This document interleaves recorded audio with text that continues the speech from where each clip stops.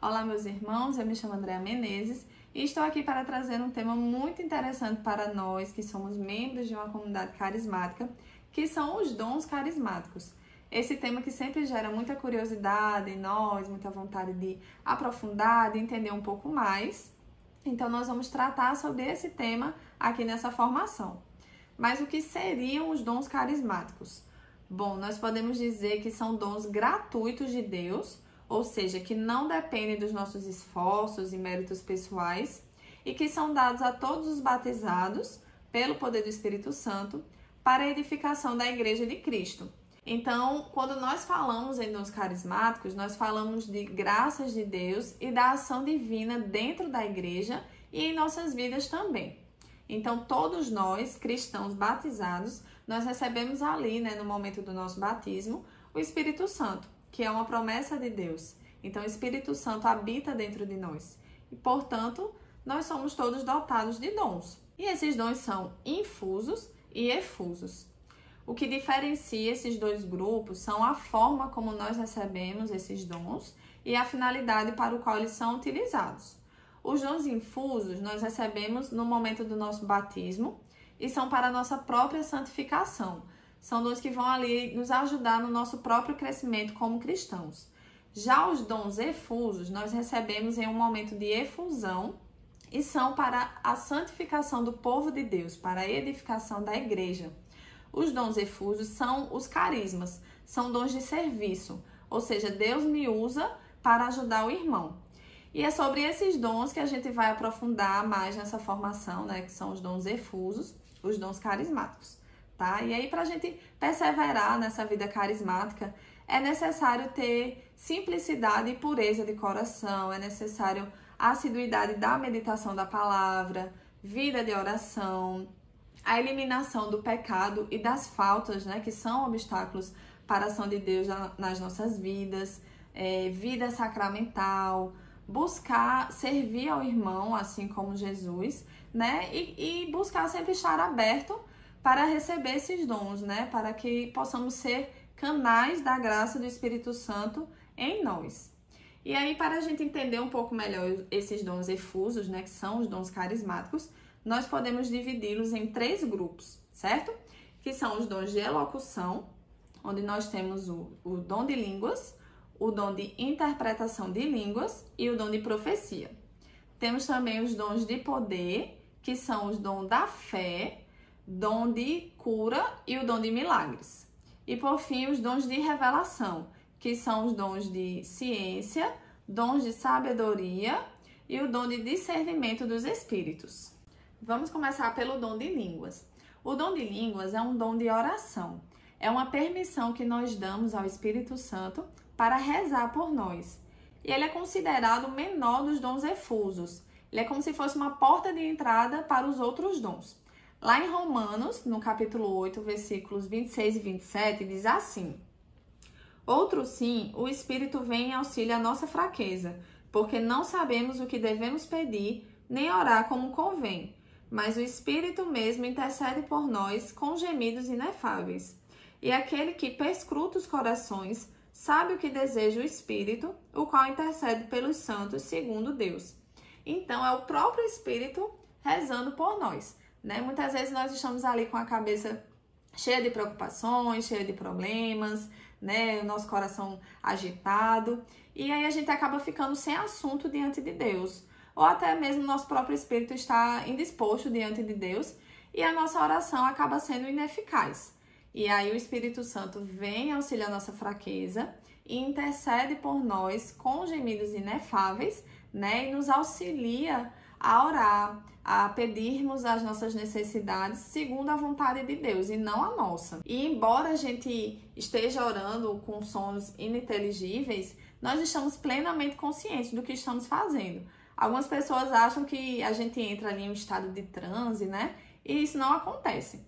Nós estamos totalmente conscientes, nós oramos com a nossa própria língua, com a nossa vontade, então nós somos livres para começar e terminar a oração quando nós queremos. Da mesma forma como a gente faz as nossas orações mentais, as nossas orações vocais, A única diferença é que quem realiza todo o trabalho é o Espírito Santo.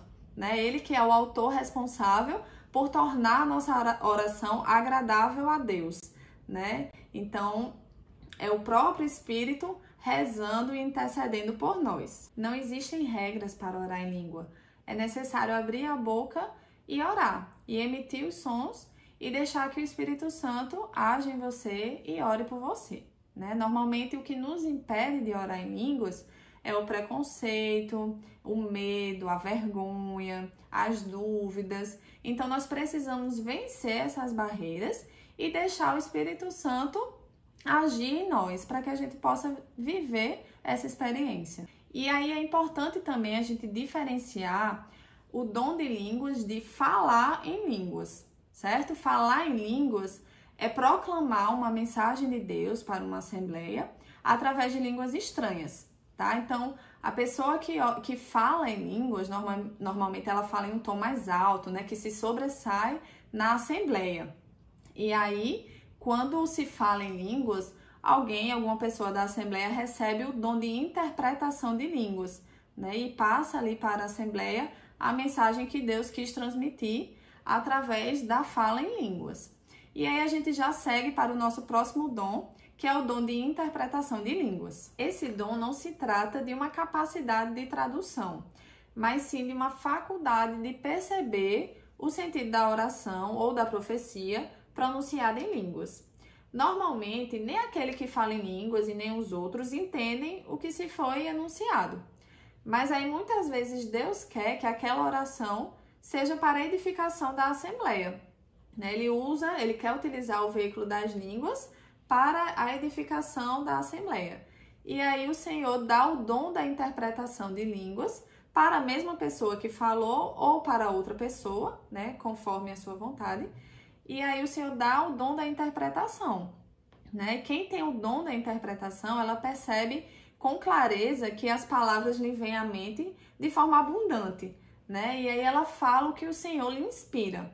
E quanto mais ela vai se habituando, mais ela vai entendendo a forma como o Senhor lhe dita as palavras, né? E aí essa pessoa, ela sempre fala na primeira pessoa, como quem fala o próprio Senhor, né? Porque Jesus não quer que simplesmente se narre a sua mensagem, não. Ele quer que seja falado em seu próprio nome. Portanto, emprega-se sempre a primeira pessoa, como se fosse o próprio Senhor falando conosco, certo? Esse é o dom de interpretação de línguas.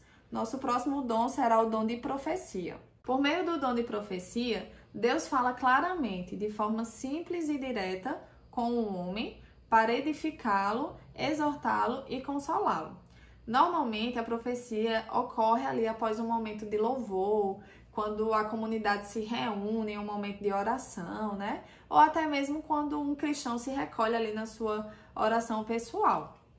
Essas profecias também são ditas na primeira pessoa ou na segunda pessoa, né? Pois o Senhor é um Deus pessoal, né? Um Deus que nos fala diretamente. E aí, após a profecia, nós todos devemos estar em estado de escuta, né? Para que o Senhor confirme a profecia através de moções dadas a outros membros da comunidade, né?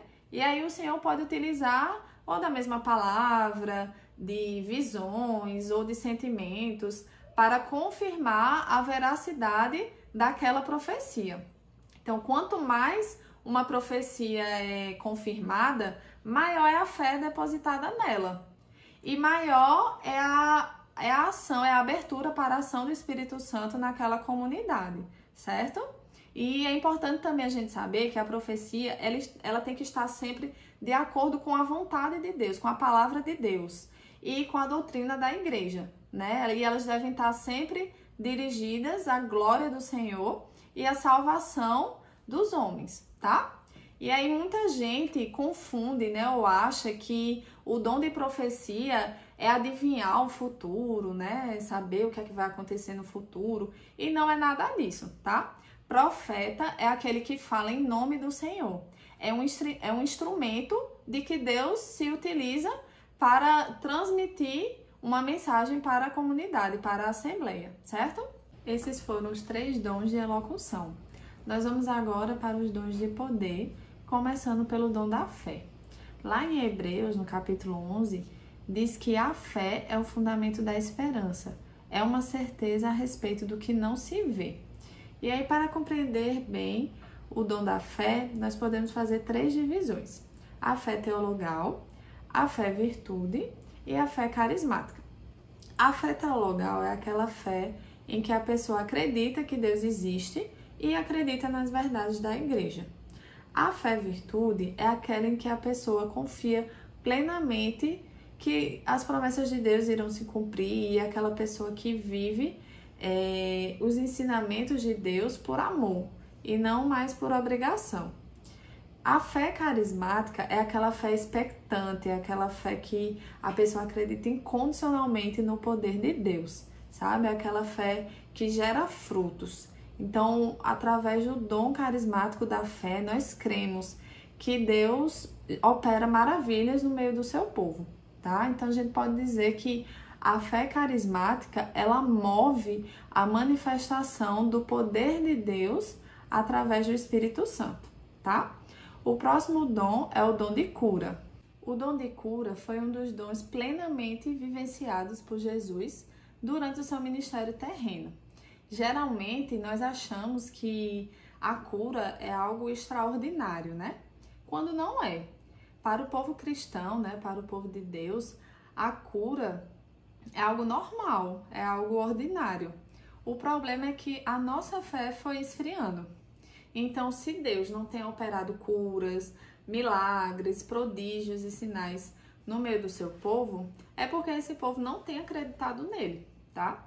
E aí a gente pode dizer que a cura, ela pode se manifestar de 3 formas, tá?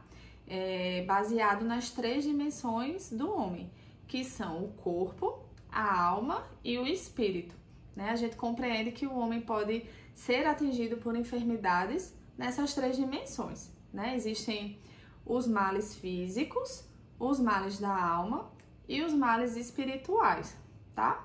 Então, se nós somos atingidos no nosso corpo, nós precisamos de uma oração para cura física, tá? Se nós somos atingidos em qualquer área da nossa alma, nós precisamos de uma oração para uma cura interior.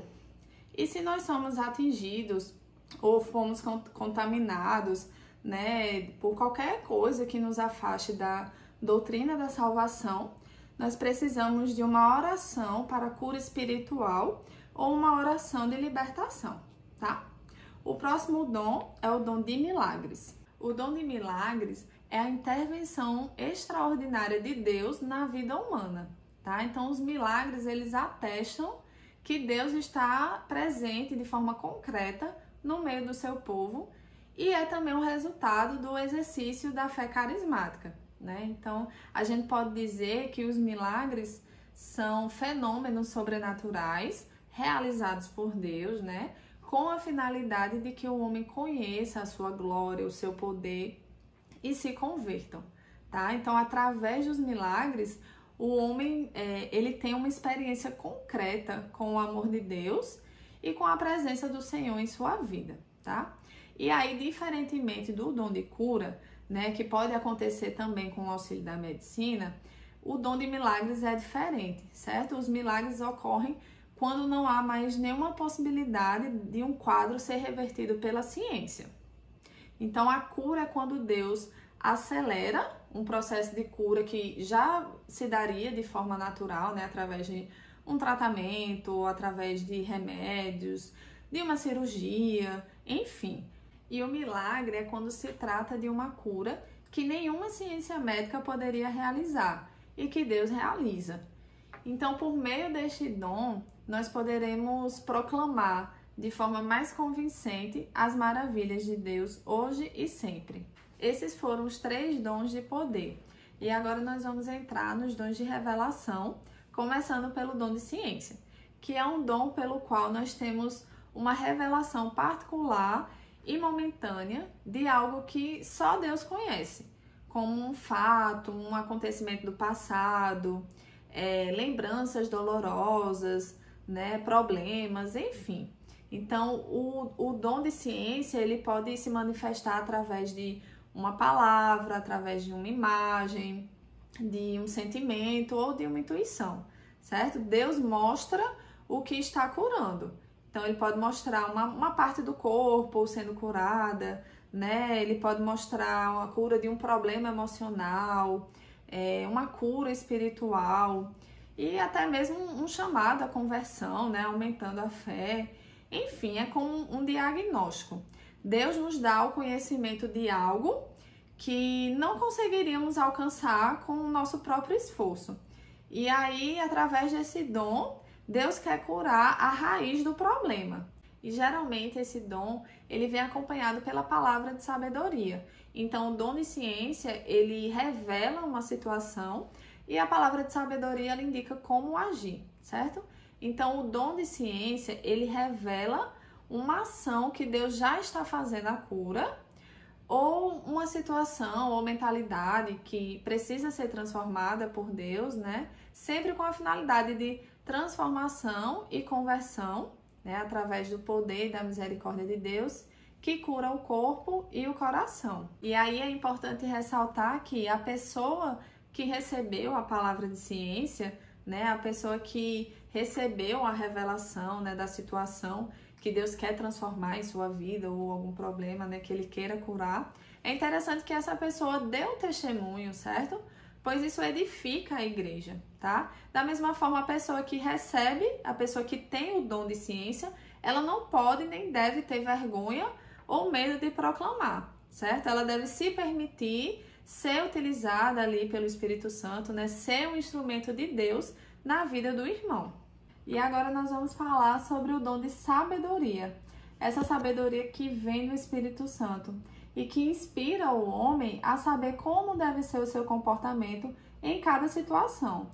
Em cada vez que ele precisar resolver um fato ou um problema. Então, ele inspira o homem a agir e a falar de forma inteligente em situações concretas da sua vida ou da sua comunidade, certo? Levando a decidir acertadamente, né, de acordo com a vontade de Deus, no dia a dia, né, no seu matrimônio, no seu trabalho, na educação dos seus filhos, né, nos seus relacionamentos com os irmãos e com outras pessoas, né, e na sua vida cristã, certo? Então, a palavra de sabedoria, ela conduz o procedimento do homem em cada situação. Então, ele é um dom de orientação, certo?